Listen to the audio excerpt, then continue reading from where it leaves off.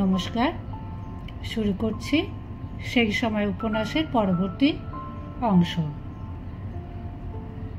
কলুটোলার কেশবদের বাড়ির সভা থেকে বেরিয়ে যদুপতি গাঙ্গুলি এবং তার বন্ধু অম্বিকাচরণ সান্যাল পদব্রজে বাড়ি ফিরতে লাগল। উভয়ে থাকে নিকটস্থ এক পল্লীতে। অম্বিকাচরণ সম্প্রতি প্রেসিডেন্সি কলেজে শিক্ষকতার কাজ পেয়েছে। যদুপতি শিক্ষকতা করে ওরিয়েন্টাল সেমিনারিতে। বৃষ্টি পড়ছে অল্প অল্প, পৌষ মাসের অকাল বৃষ্টি, বেশিক্ষণ থাকার সম্ভাবনা কম। এবছর শীত কিছুতেই জাঁকিয়ে পড়ল না। বৃষ্টির মধ্যে ফিনফিনে বাতাসে তবু কিছুটা শীতের ধার আছে। সেই বাতাস ও বৃষ্টিকে উপভোগ করতে করতে দুই বন্ধুতে হাঁটতে লাগলো। দুজনেরই গায়ে র্যাপার। অম্বিকাচরণ একসময় তার র্যাপার দিয়ে মাথায় মুড়ি দিয়ে নিল। রাত্রি বেশি নয়, তবু পথ প্রায় জনশূন্য। দুই বন্ধুরই জ্ঞান তৃষ্ণা প্রবল, কিন্তু নিছক গ্রন্থপাঠে যেন ঠিক তৃপ্তি হয় না। বুকের মধ্যে একটা আকুতি থেকেই যায়। সে আকুতি যে কিসের জন্য তাও স্পষ্ট নয়। আসলে ভিত টলে গেছে। এতকাল ধরে বোঝানো হয়েছিল যে মানুষের জীবনকে যা ধারণ করে থাকে তার নামই ধর্ম। যারা ধর্মের আচার অনুষ্ঠান নিয়ে মত্ত, যারা যারা সাকার কিংবা নিরাকার ঈশ্বরকে অভিভাবক মনে করে, তার উদ্দেশ্যে কাঁদে কিংবা প্রার্থনা জানায়, তারা শুধু বিশ্বাস করে এবং বিশ্বাসের মধ্যেই শান্তি। যদুপতি আর অম্বিকাচরণ নতুন কালে শিক্ষা গ্রহণ করার ফলে বিনা প্রশ্নে কোনো কিছুই বিশ্বাস করতে বা মেনে নিতে প্রস্তুত নয়। তাদের ধর্মের নাম যুক্তি, এবং যুক্তির আক্রমণে প্রচলিত কোনো ধর্মই তাদের কাছে টেকে না। কিন্তু যুক্তির যত বড় ক্ষমতাই থাক, তা কখনো মানুষের বন্ধু কিংবা সর্বক্ষণের হৃদয় সঙ্গী হতে পারে না। যুক্তি মানুষকে বড় নিরালা করে দেয়। শহরে যেখানে যেখানে জ্ঞান বুদ্ধির চর্চা হয়, এই দুই বন্ধু সেখানে নিয়মিত যায়। একসময় তারা দুজনেই ব্রাহ্ম সমাজে যাতায়াত করত, কিন্তু কিছুদিন হলো ব্রাহ্মদের সম্পর্কে এই বন্ধুদ্বয়ের স্বপ্ন ভঙ্গ হয়েছে। হিন্দু ধর্মের আড়ম্বর পরিত্যাগ করার নামে ব্রাহ্মরাও যেন এক নতুন ধরনের আড়ম্বরের প্রচলন করতে চলেছে। যুক্তির বদলে ভক্তির অনুপ্রবেশ ঘটেছে তাদের মধ্যে। ইদানিং ব্রাহ্মদের মধ্যেও দেখা দিয়েছে মতবিরোধ, বিশৃঙ্খলা। তাদের মূল আচার্য দেবেন্দ্রনাথ ঠাকুর রাগে ও অভিমানে কলকাতা ছেড়ে চলে গেছেন হিমালয় পাহাড়ে। যদুপতি ও অম্বিকাচরণ নবীন সিংহের বাড়ির বিদ্যুৎসাহিনী সভায় যায়, আবার তরুণ বাগ্মী কেশবের বাড়ির আলোচনা সভাতেও আসে। তবু যেন ঠিক মন ভরে না। অম্বিকাচরণের স্ত্রী থাকে তাদের দেশের বাড়িতে। ইদানিং শহরে সব দ্রব্যই অগ্নিমূল্য। বেতনের টাকায় সংসার চালনা করা রীতিমতন কষ্টসাধ্য হয়ে উঠেছে। কলকাতার জনসংখ্যা হু হু করে বাড়ছে। জীবিকার সন্ধানে দেশের নানান অঞ্চল থেকে মানুষ ধেয়ে আসছে এখানে। জলা জমি ভরাট করে ব্যাঙের ছত্রাকের মতন নিত্য নতুন গজিয়ে উঠছে ঘর বাড়ি। এই অবস্থায় স্ত্রীকে এনে কলকাতায় সংসার পাতবার ভরসা পাচ্ছে না। সে থাকে একটি মেষ বাড়িতে। যদুপতি বিপত্নিক।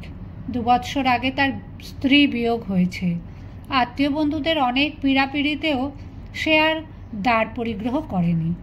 বিগতা স্ত্রীর স্মৃতি তার মনে প্রবলভাবে জাগরুক। যদুপতির মূল বাড়ি কুষ্টিয়ায়। কলকাতাতেও তার পিতা একটি ছোট বসত বাড়ি বানিয়েছিলেন। সেখানে সে এখন একা থাকে। ভদ্র গৃহস্থেরা এই শীতের বৃষ্টির রাতে সবাই এর মধ্যে পথ ছেড়ে আশ্রয় নিয়েছে ঘরে। যে 2-4 জনকে দেখা যায়, তারা প্রায় সবাই ফুর্তিখোর মাতাল। যদিও বেশি মাতাল হয়ে পথের ওপর দৌরাত্ম্য করলে তাদের গ্রেপ্তার করে কোতোয়ালিতে আটক করার হুকুম জারি হয়েছে, তবু তাতে মদ্যপদের হুটোহুটি কমেনি কিছুমাত্র। পুলিশের উৎকোচ পাবার আরেকটি উপায় হয়েছে শুধু। বারবনিতাদের সঙ্গে বেলেল্লা করতে করতে লম্পটরা সন্ধ্যা রাত্রি থেকে রাজপথের ওপর ঘুরে বেড়ায়। আজ অবশ্য তাদের সংখ্যাও কম। দুজনে কিছুক্ষণ হাঁটলো নিঃশব্দে।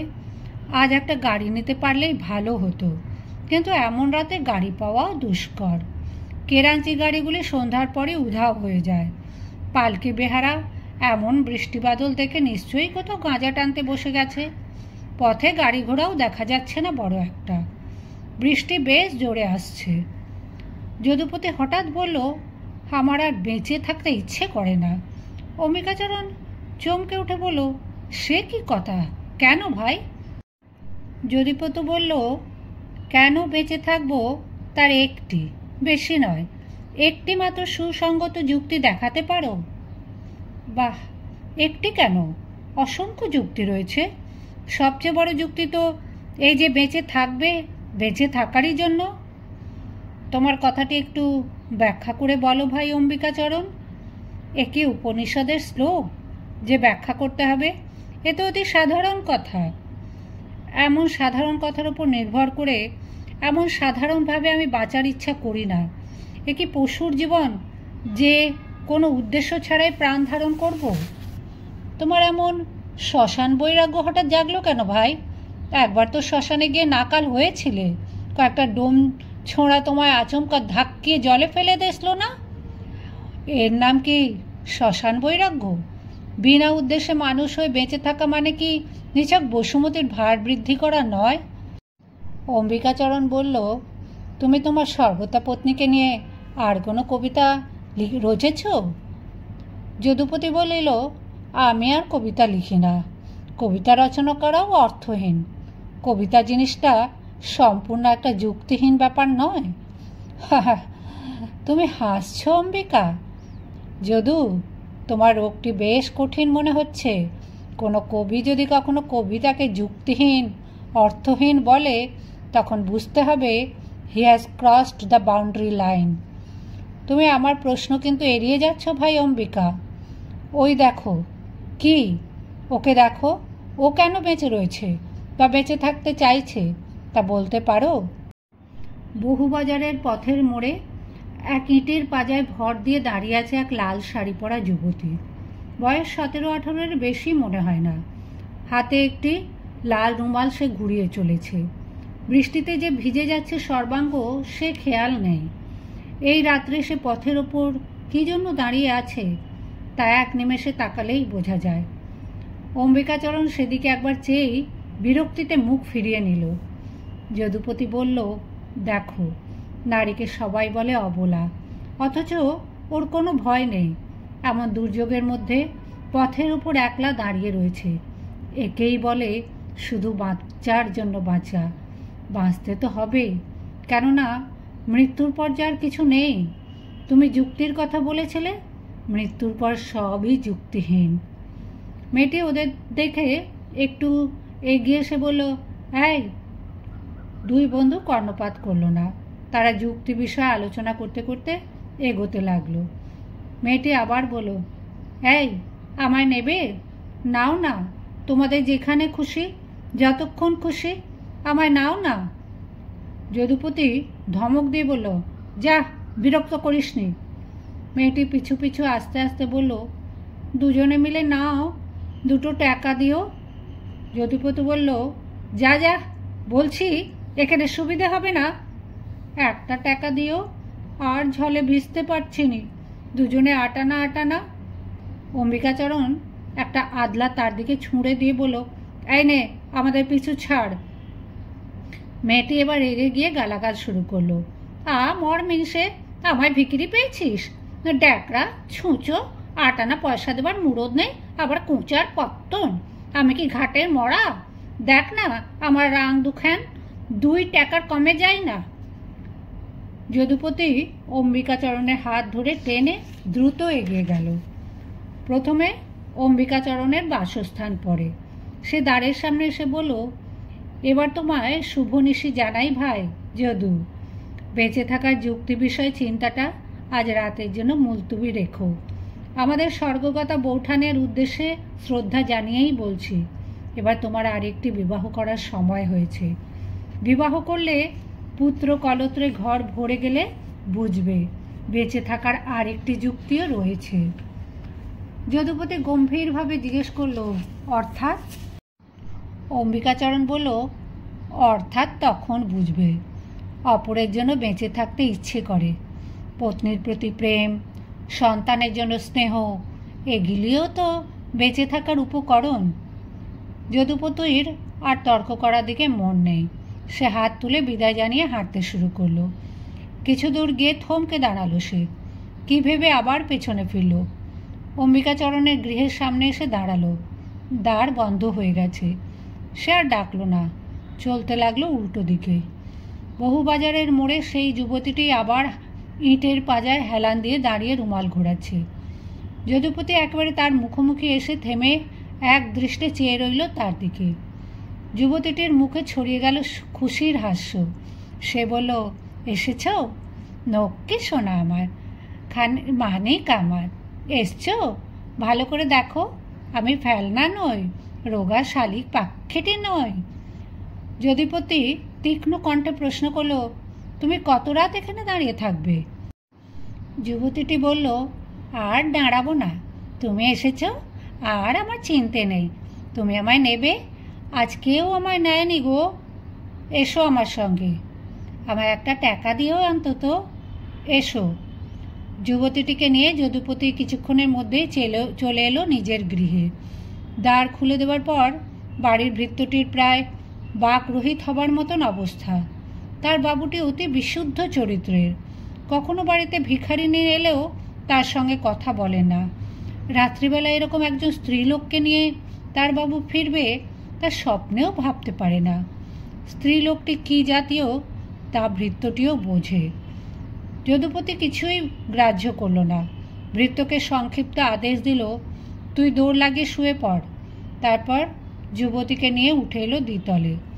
দ্বিতলের এক কক্ষের চৌকাঠে পা দিয়ে যুবতীটি অনুনয়ের সুরে বলল, ওগো, একটা টাকা ঠিক দেবে তো? যদি 2 টাকা দিতে পারো তাহলে বড্ড ভালো হয়। যদুপতি বলল, আমি তোমায় স্বর্ণালঙ্কার দেব।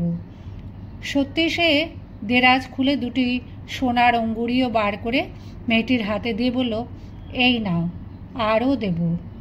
ঘর থেকে বেরিয়ে গিয়ে যদুপতি একটা গামছা নিয়ে এলো।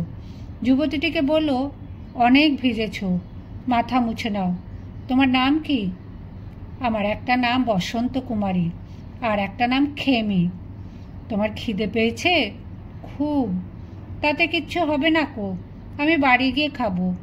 আংটি দিলে একটা টাকা দেবে না? যদুপতি আবার বেরিয়ে গেল ঘর থেকে। তার রাত্রির আহার ঢাকা দেওয়া থাকে। তার নিজের একটু আহারের বাসনা নেই। সে একবারটি ক্ষীর নিয়ে ফিরে এসে বলল, বসন্ত কুমারী, তুমি এটা খাও, আমি দেখি। খেমি বলল, ও মা, এখন খাবো কি? না না, এখন না, আগে তুমি আমায় নাও। যদুপতি জোর করে ক্ষীরের বাটিটা তুলে দিল তার হাতে। তারপর একটা জল চৌকি দেখিয়ে বলল, তুমি বসো ওটার ওপর। মেয়েটি হতভম্বের মতন বসলো সেখানে। যদুপতি বসলো তার সামনে মেঝের ওপর। তারপর হাত দুটি জোর করে বলল, তুমি আমার মা। খেমির চক্ষু দুটি বিস্ফারিত হয়ে গেল। তার এই ক্ষুদ্র জীবনেই অনেক রকম উন্মাদ দেখেছে, কিন্তু এটি আবার কী রকম? যদুপতি বলল, শুধু 2টি খেতে পাওয়ার জন্য তুমি বেঁচে রয়েছ? তোমার খাওয়া আমি দেখি। হে জননী, 2টি আহারের জন্য তোমায় পথে দাঁড়াতে হয়। খেমি বলল, কি করব, বাড়িতে যে নৌক আসে না রোজ, সাধে কি আর রাস্তায় দাঁড়াই? রাস্তায় দাঁড়িয়েছিলাম বলেই তো তোমায় পেলুম। হ্যাঁ গা, তুমি মা মা করছো কেন? আমি তোমার মা হতে যাব কেন? তুমি ভদ্র নৌক। তুমি যে মাতৃজাতি, লাজ লজ্জা ধর্ম সব বিসর্জন দেবে শুধু আহারের জন্য? এর চেয়ে কি মরণ ভালো নয়? এসো মা, তোমাতে আমাতে দুজনে গঙ্গায় ঝাঁপ দিয়ে মরি। আমরা সন্তান হয়ে যদি মায়ের দুঃখ ঘোচাতে না পারি। এসব কি বলছো গো? আমার ভয় করছে। আমি মরতে যাব কোন আহ্লাদে? বাড়িতে যে এক গাদা মুখ হাঁ করে রয়েছে, তাদের গোষ্ঠীর পিণ্ডি কে জোগাবে? তোমার রোজগারে আরও লোক খায়, তবে তাদের কে খাওয়াবে? ভগবান? হ্যাঁ, তুমি ওদের জন্যই বেঁচে রয়েছ? কে জানে বাবা অত কথা। তুমি আমায় নেবে তো নাও, নইলে আমি বাড়ি যাই। মরণের কথা, তুমি আমায় মেরে ফেলবে নাকি? না মা, আমি তোমায় পুজো করব। শোনো কথা, কেন আমায় পুজো করবে কেন? আমি কি ওলাইচণ্ডী ঠাকুর? এই যা কি বলে ফেললুম। নমো নমো। তুমি সব ঠাকুরের চেয়ে বড়, তুমি মা, তোমার পুজো করব। সন্তানের কাছ থেকে পুজো পেয়েও কি তুমি আর কোনো দিন মান খুঁয়ে দাঁড়াবে পথে? এর চেয়ে যে ভিক্ষে করাও ভালো। কে অমনি অমনি আমায় ভিক্ষে দেবে? কটা আদলাই বা পাবো? তুমি মা, তোমার পাপে সন্তানের পাপ। তোমরা যদি এত নিচে নামো তবে সন্তানরা যে মানুষ হিসেবে পরিচয় দিতেই পারবে না। আমি তোমার কথা কিছুই বুঝছিনি, আমায় তবে বাড়ি যেতে দাও। যদুপতি খেমির পায়ের পাতা দুহাতে চেপে ধরল। খেমি আঁতকে উঠে বলল, ও মা, ভদ্রলোকের ছেলে, আমার পা ধরলে? আমার একেই এত পাপ, ছাড়ো ছাড়ো। যদুপতি ব্যাকুলভাবে বলল, আমি শুধু মুখের কথা বলিনি, আমি সত্যিই তোমার পুজো করব, ফুল দুর্ব দিয়ে। এতদিন লোকে তোমায় যত অপমান করেছে সব ধুয়ে যাবে, তুমি আবার মঙ্গলময় মা হবে। খেমে কেঁদে ফেলে বলল, ওগো, আমরা বড় দুঃখী। কেন আরও দাগা দিচ্ছ আমায়?